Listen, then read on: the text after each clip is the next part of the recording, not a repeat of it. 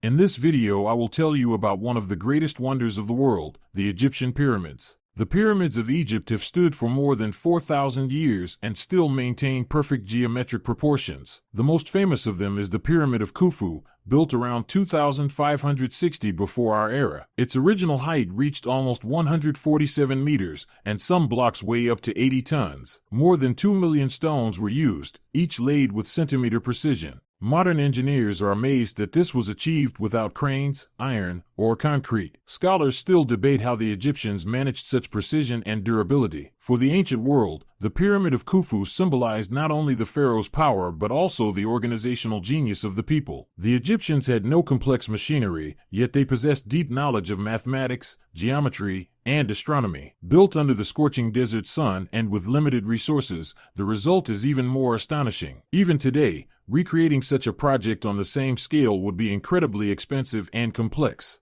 For a long time it was believed that the pyramids were built by slaves forced to toil under the sun. However, archaeological discoveries completely disproved this idea. Near the pyramids, workers' settlements were found containing bread, meat, and beer, a diet far better than that of slaves. The builders' burials show great respect. The bodies were laid to rest with honors and their tools placed beside them. This indicates that the pyramids were built by free citizens serving the state and the pharaoh. Research shows that teams of 30,000 workers were divided into specialized groups: quarrying, transport, and block placement. The system was highly organized, with quality control and responsibility distribution. People worked in rotation for several months a year, during the Nile floods when farming was impossible. Thus, pyramid construction didn't halt the economy, it united the nation. Egyptians viewed participation as a sacred duty to the pharaoh, whom they considered the living embodiment of a god. The main building material, limestone, was quarried near Giza. Granite for the inner chambers was brought from Aswan, hundreds of kilometers to the south. This required incredible logistics. Transport was carried out along the Nile on barges, especially during the flood season when the water reached closer to the construction site.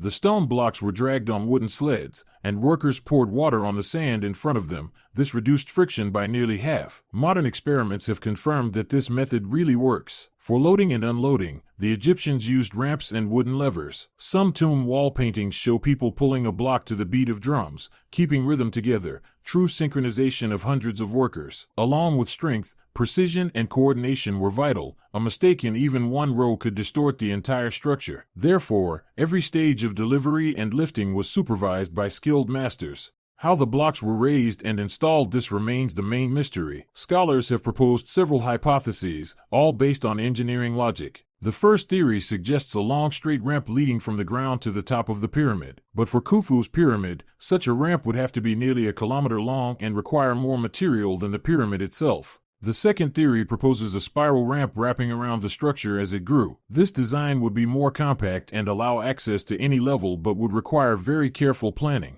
The third theory, proposed by French architect Jean-Pierre Houdin, suggests internal spiral corridors inside the pyramid. Through these narrow tunnels, blocks were gradually lifted using sleds and levers. Modern scans have indeed revealed anomalies resembling such passages. It is likely that the Egyptians combined several of these methods at different stages of construction. This explains how they maintained perfect geometry on such a massive scale. The precision of the pyramids astonishes even modern engineers. The base of the Great Pyramid is leveled with an error of less than 2 centimeters, and its sides align with the cardinal directions within 1/15 of a degree. This could not have happened by chance. The Egyptians used astronomical observations. They likely oriented the pyramid using the pole star or shadows cast by a gnomon at certain times of the year. With simple tools, ropes, plumb lines, and levels, they achieved incredible accuracy. Even the joints between stones are so tight that a knife blade cannot fit between them. Such results demonstrate a high level of engineering knowledge. The pyramid was not only a tomb but also a calendar and a symbol of cosmic order. Its shape embodied the sun's rays connecting earth and sky. The entire structure is a manifestation of harmony between science, faith, and labor. That is why the pyramids still inspire awe today,